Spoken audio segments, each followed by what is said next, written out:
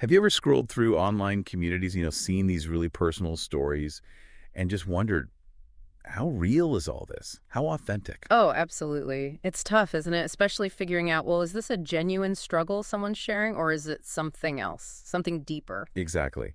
And today, we're really diving into a unique take on that.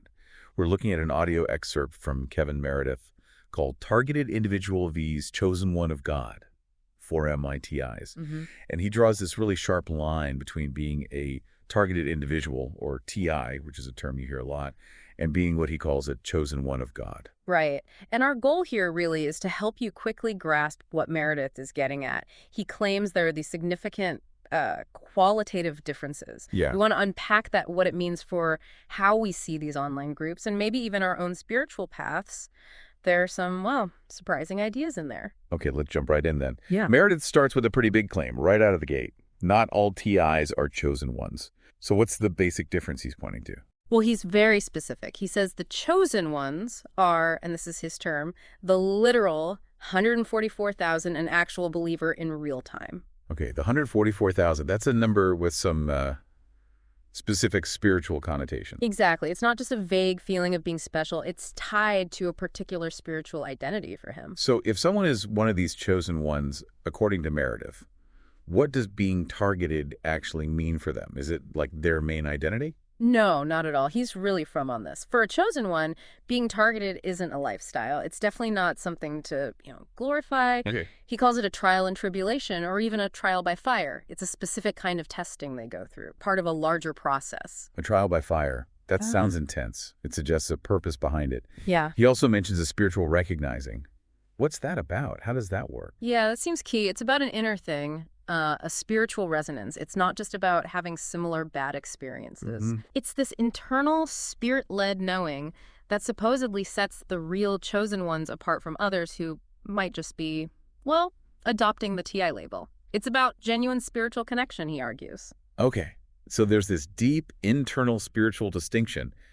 But how does this play out online? YouTube, forums, Hmm. places where these communities gather.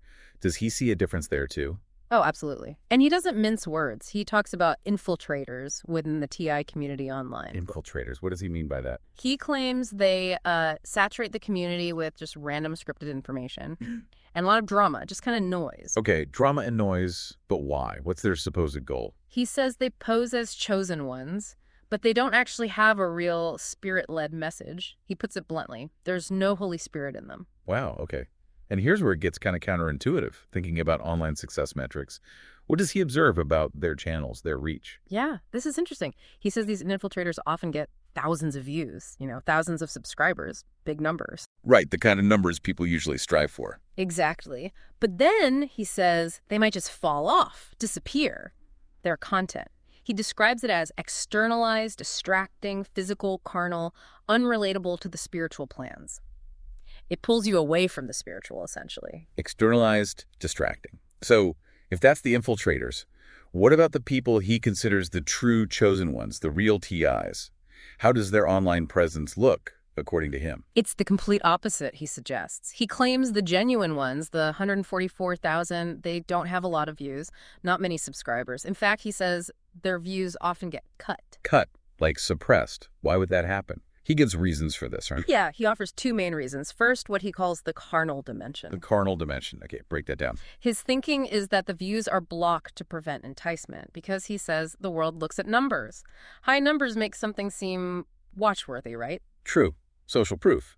Exactly. And he also feels there's an effort to not want you to make money from this kind of genuine spiritual message, almost like a barrier. That's really different from how we usually think about online platforms. Yeah. So that's the carnal reason. What's the other one? The spiritual dimension. This ties back to resonance. He believes there just aren't that many truly spirit-led people out there who are actually resonating with what these 144,000 are putting out. So a lack of spiritual audience. Kind of. Yeah.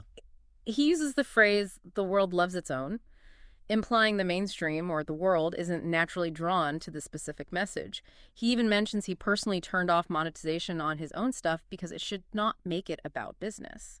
That really flips the script on influence, doesn't it? Mhm. Usually more views equals more impact. He's suggesting the opposite might be true in this specific spiritual context. Precisely. It challenges that whole metric-driven view of authenticity. So let's get back to the experience itself.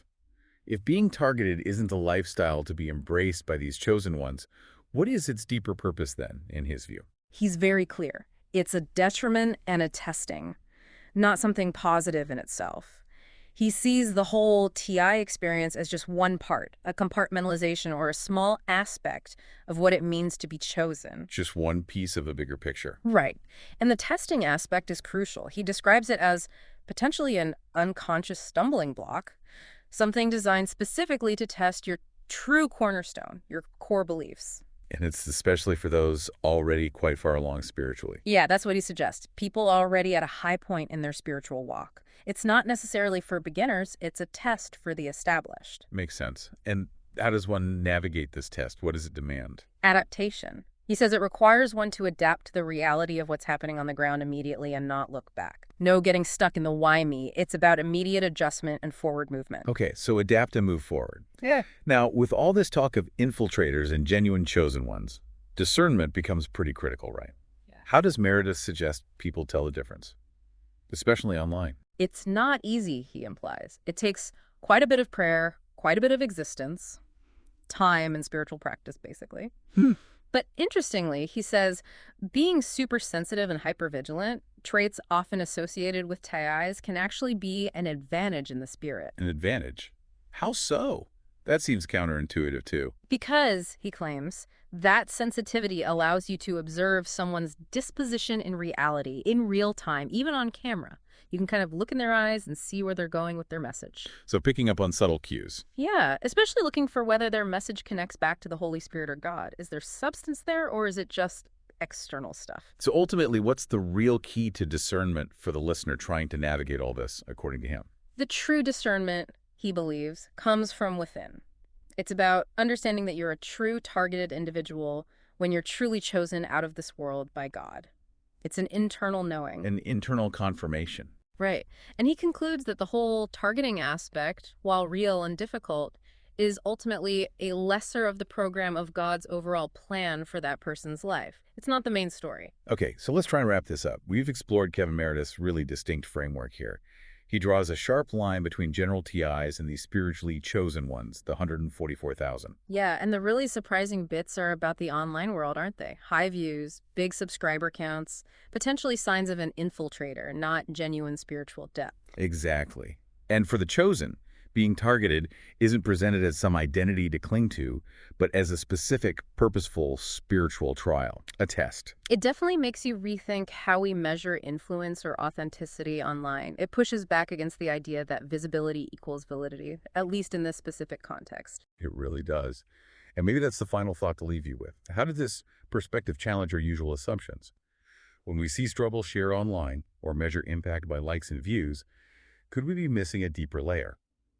Perhaps, as Meredith suggests, sometimes the most profound journeys are the ones that don't chase the spotlight.